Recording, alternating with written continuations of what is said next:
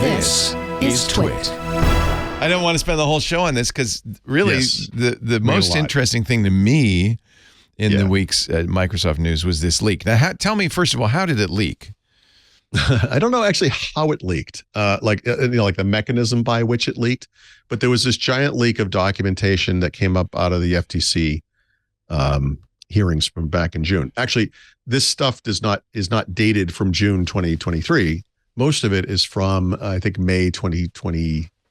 It was probably in discovery that this was. Yes, it was last year. Microsoft was providing information to the FTC with regards to the questions they were asking. There was one document that they were providing in discovery. There were a bunch of attachments. And somehow, inadvertently, all these other things got attached. That's based on the documents that I have seen. I will say that's probably roughly right. This based on the way they're formatted, it appears that there was supposed to be a very small thing. There's the mother load. Whoops. So of course, when this kind of thing happens, I don't know how it became public. Like it probably appeared somewhere on some public site or something. I don't know how it happened, but the immediate blowback here was like, well, hold on a second. Like, who did this and why? Right? Is it someone internal to Microsoft trying to screw them over? Is it someone external to the FTC trying to say, see, here's the smoking gun that we weren't able to talk about or something like that? It turns out it was just a mistake, and it was Microsoft's fault. They acknowledged this internally, and thus externally because they knew that was going to leak. And just in case it didn't leak, Phil Spencer came out and said as much publicly on Twitter. It was a mistake. And, we need to do better. It's embarrassing to them on a number of levels. It's also a problem for Microsoft's partners because a lot of privileged information about third parties, including partners and competitors, came out as part of this thing, which is one of the many reasons it's so fascinating but problematic for Microsoft. I will say it doesn't take an analyst of any particular skill, I hope, to understand that this is a problem for Microsoft on a lot of levels, right? They have a big chunk of this is their strategy for roughly the next 10 years for Xbox. They have said things publicly which are contradicted by this leak. For example, Phil Spencer said we have no plans for a mid-season replacement, is the way I call it, like a mid-life cycle upgrade or whatever for the Xbox Series X and S. Yeah, they do. And it's coming up. They're two of them are coming out next year, right? So that's okay. That's embarrassing. And then, but there's also this thing like, well, first of all, this is like I said, is about a year old. So things have changed, right? So now people have this idea about what's coming down the pike. That means that they might have the wrong information because things do change, right? And two, it means, oh, look, the next Xbox Series X and the next Xbox Series S are better than the current ones. Let's see, it's September. I could wait a few months. Maybe I'm going to stop buying the product we're selling today. There's a reason you keep this information separate, or private, I should say, or secret. When Google comes out and says, hey, this is what the Pixel 8 looks like, they do it because it's like a month before the new phone's coming out and they're not selling any phones now anyway, right? But this far in advance, right? Yeah. I mean, this far in advance, you can't, you're screwing up a year of sales here. Yeah. And you may be influencing partners. Yeah. There might be partners who say, you know what? I don't want to go through this again. Yeah. Maybe I'm going to lean on Sony a little bit here or, go in a slightly different direction. So at a high level, oops, I keep screwing up sorry, I screwed up the notes. Let me fix that. It's not desirable. Let's put it that way. It's not good. But we can consider it accurate, right? Because it's 100%. Yeah, they've acknowledged it's real. Yeah, this is real. So, gosh. Here's the high level. There is an Xbox Series X refresh coming next year. Instead of a big rectangular kind of 2001: A Space Odyssey looking thing, it's a trash basket. It's circular. It's a cone or whatever. Not a cone. It's a cylinder. Minor things. Wi-Fi 6E instead of 6. Bluetooth 2.5. There's a new Xbox wireless standard coming for lower latency, et cetera, better power management, of course. There's nothing about the things that maybe are problematic for the current console with regards to performance, the ability to hit 4K 60 frames, or expand the storage with a standard NVMe M2 hard drive, or blah, blah, blah, whatever. There's none of that. But this is expected to come out in the fall of 2024, or $500, according to this at the time. 2 terabytes of storage, et cetera. Yeah, it looks pretty desirable. It looks like a good machine. It looks nice. Yeah. Yep, it looks nice. Yep. It does. You're right. Xbox Series S, not changing. Oh, I should say also diskless. Careful how you say that. The current X, of course, has the diskless. Right? I often misspeak. I want to be careful there. The S in the current generation does not have a drive. This one also does not have a drive. So yeah, you don't nowadays. You don't. I haven't put anything. No, I in didn't. my disc. I've never stuck a disc in there. Yeah. I've never stuck my disc in it. Not on purpose, Leo. Not on purpose. Moving on. There's also a Series S refresh coming in 2024. That's going to be a little, or was. Right? We don't know if it's going to happen. I think it's a little earlier. Same form factor this time, which is kind of interesting. They're not updating that at all. That's okay. I actually think the Series S is one of those perfect designs. It's kind of a nice deal. Still white, 1 terabyte of storage, just like the black version we have now. Same low price, $299. Same Wi-Fi 6E and Bluetooth 5.2, and also the new Xbox wireless standard or whatever, and more power management, et cetera, et cetera. So these are just they are what they are. They're refreshes of the existing, and I'm sure there's some cost reduction going on as well. There's a new Xbox controller with an accelerometer and, wait for it, cloud connectivity. Right before Google killed Stadia, no, actually right after Google killed Stadia, I wrote an editorial where I said, Stadia is dead and Xbox needs its best feature. And its best feature is what's in this controller. The cloud it's a controller, direct, yeah. Right. It's a direct link Wi-Fi to this cloud instead of using the latency or whatever to the, going from the console, whatever the device is, because you can use this controller with, an iPad or a smart TV or whatever, right? So this was very clearly the key innovation that Stadia brought to the game. And I feel bad about what happened to Stadia. I got to be honest. I thought that was a great service. I think it was the best cloud streaming service at the time. Of course, now maybe things have changed. Luna copied this, by the way. Amazon Luna also uses Direct Connect, right? So just for people who don't know, instead of hooking this up to the computer that is then hooked up to the internet, this joins the internet separately. The thing, right? So the Achilles heel for cloud gaming, for cloud streaming, or whatever you want to call it, is lag and latency, right? Now, there's certain things no one can do anything about, your internet connection, right? But the key here, especially for fast games, especially for 3D games, especially for the Holy Grail, which I honestly think will never happen. Yeah. Call of Duty multiplayer, right? Any first-person shooter, modern 4K, 60 frames a second, whatever it is, 3D wonderfulness in real time with multiple players. And some of them playing on their own machines as opposed to in the cloud. Then they have no latency. It's a disaster. Yeah. It doesn't work. Yeah. So how do you fix this? Well, the steps you can take today, there are 3 stages of performance / lack of latency that you can achieve with an Xbox controller. The worst one is to use an Xbox controller with Bluetooth with whatever device. It doesn't matter if it's a PC, a console, your iPad, your TV, whatever it does. That's the worst because Bluetooth is terrible.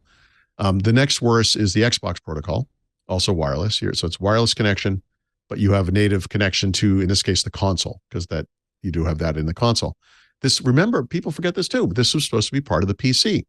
PC makers were going to add this chipset to their computer so you could have an Xbox wireless connection that was low latency. Never happened. Maybe someday we'll have a little set-top box. A lot of the leak stuff talks about that, by the way. There's a lot of that talk in there. We'll get to that. And then the next step, the best step so far today is wired, a USB-C on today's controller, wired connection to the device. And that's as good as you can do, but you're still going through a thing to get to the internet, and you're still getting the information through a thing. So the connection to the computer, which is then connected to the internet, adds latency, whereas if you have a Wi-Fi controller that's going directly to the internet, it just reduces a little bit of latency.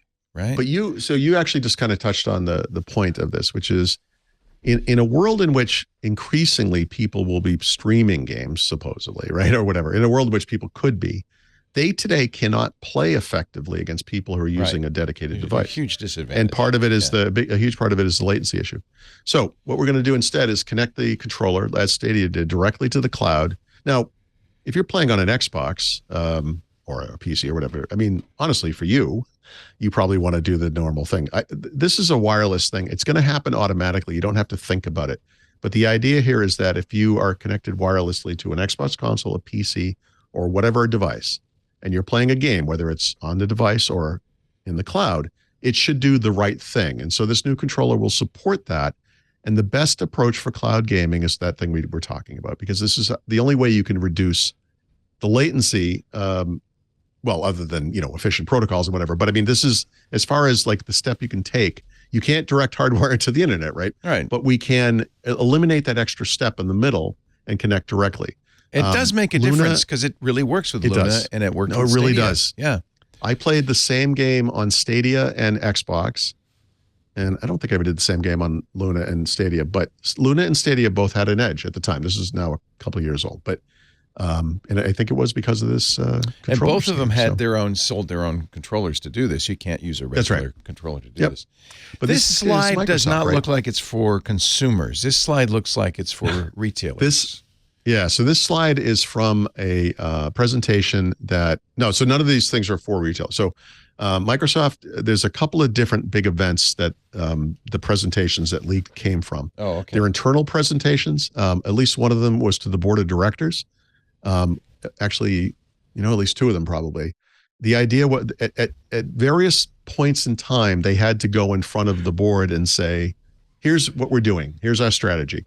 Here's where our business is now. Here's where it's going to be in X number of years. And the big one, and I think that's what this is from, was literally, well, at the time it was a 10-year strategy outlook. It was how we're going to get, how we got to where we are, where we're going, how this looks like a continuum, like we've always had this idea in our brain, and what's going to change and what the market opportunity is. And by the way, this particular slide deck, which was for the board of directors. Let me just. That makes sense. Yeah. This is clearly internal. But the title of this one, which is funny, I was going to find it. You're going to love this. This is worse than you think. Is achieve industry leadership by 2030. Yep. I'm sorry, I shouldn't laugh. I know. And at that time, and this was 2022, Microsoft put itself in 4th place in the gaming industry behind Tencent, 33 billion in revenue, I guess probably annual revenues. Sony, 25 billion. Google, 18 billion. They were 16 billion. This is, full year 2021. And I don't know if that's fiscal or calendar. It's probably calendar because these other companies have different schedules. Apple and Nintendo at that time were tied for 5th place with about 15 billion in gaming revenues. It's a stretch goal. That's a stretch goal. Achieve dominance. Yeah, but they spell out like how are we going to get there? They get the roadmap. Yeah. And there's a roadmap, and it is incredible. It's very interesting. When you look at it, it's not completely cray, right? No. I don't mean it like that. It's just incredible how much there is. There's This a lot is of the kind of planning a big company does. Right. Plus, they just never get to see it. Right. So, Satya Nadella takes over Microsoft Cloud. He goes to everybody very pragmatically. A, you have to justify your existence. If you're not making money, we're going to start having a conversation. B, you need to make sense within my Microsoft, and his Microsoft is cloud, right? This is when Microsoft 365 took over on the Office side, right? Windows was in kind of a tough spot because there's really no clear cloud play there. Now we finally have an AI thing we'll talk about in a little while, but for a long time, figuring that out. And by the way, Windows 365 is not the answer. Before anyone says that is not. No one really thinks that's the answer, but it's part of a puzzle, right? Xbox was in slightly better shape because Microsoft has this cloud computing prowess, and they can make these investments, and they do. And there's lots of figures about how much money they pumped into this stuff to A, make xCloud, and B, try to make it successful, have it compete against whoever's out there at the time, GeForce Now or Stadia at the time or Luna or whatever it is.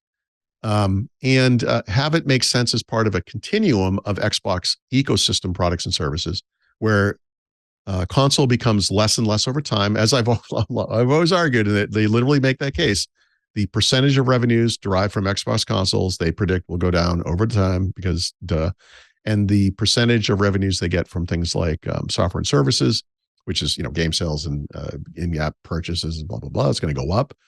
And but this requires them to basically double their revenues over a 10-year period.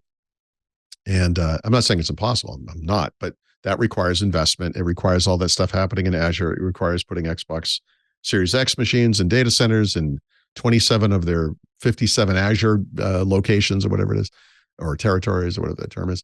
There's all kinds of stuff. It's big. So I to me, this is rather incredible. And, you transition to what you transition to elsewhere in the company. The thing, honestly, that started in the late 1990s with software assurance and volume licensing, which is basically monthly subscription, regular revenue, rather than big bop releases every 5 to 8 years on console and occasional big releases on the software side from, some of the bigger game titles. You just turned it into more of a smooth path, hopefully going up, but not big spikes and valleys, but just something, a better, healthier business, which, a lot of people like me and normal people who are paying 1,800 subscription fees every month might complain about, but also recognize this is the world, right? Were there any surprises in here? This all kind of makes sense. Oh, really? Okay. No, there are surprises. It kind of makes sense. There's some we didn't know the specifics, but this seems like, a reasonable plan. Yeah. Yeah. They allude to some things I want the details on. I've made the case, for example, that Xbox is not profitable, right? Right. Phil Spencer, on at least 2 occasions I found so far, has sort of mentioned this in internal emails. And he doesn't say, as you know, Xbox is not profitable. What he says is, as you know, we have received some pressures from the board about the profitability. and you guys have been bitching at us, and here's our response. I like to see things that confirm or even debunk, whatever. I just want to see the truth, right? So I don't really care. Do you think the whole thing was a board presentation that leaked out? No, it's not a board presentation, but a lot of it consists of board presentations. Right. Like these images we're looking at are from a board presentation. Right. Okay. A presentation to the board of directors of Microsoft, in other words, right? Because, this is, we talked about Sinofsky and Surface. For that product to come to market, they had to get the sign off of not just the CEO, but the board. Right. And that was denied several times, right? It was only after both Sinofsky and Ballmer made an impassioned appeal to the board of directors that was allowed to happen. So, they wield that kind of power. That's the part and of the point. The good news is that you don't lie to the board of directors. So no, you don't. Anything in this is probably, this is, we're doing the right thing financially for the company, right? And really the right thing, I think, is the way we would say it. Right. For the company and for, and the company being a publicly owned entity with shareholders, right? That's the point of it. This episode of Tech Break is brought to you by our friends at IT Pro TV, now called ACI Learning. Together, ACI Learning and IT Pro entertain and train your team to keep your business performing at its best. Visit go.acilearning.com/twit. TWiT listeners who complete the form can receive as much as 65% off an IT Pro Enterprise Solution plan. You'll get the proper quote based on the size of your team.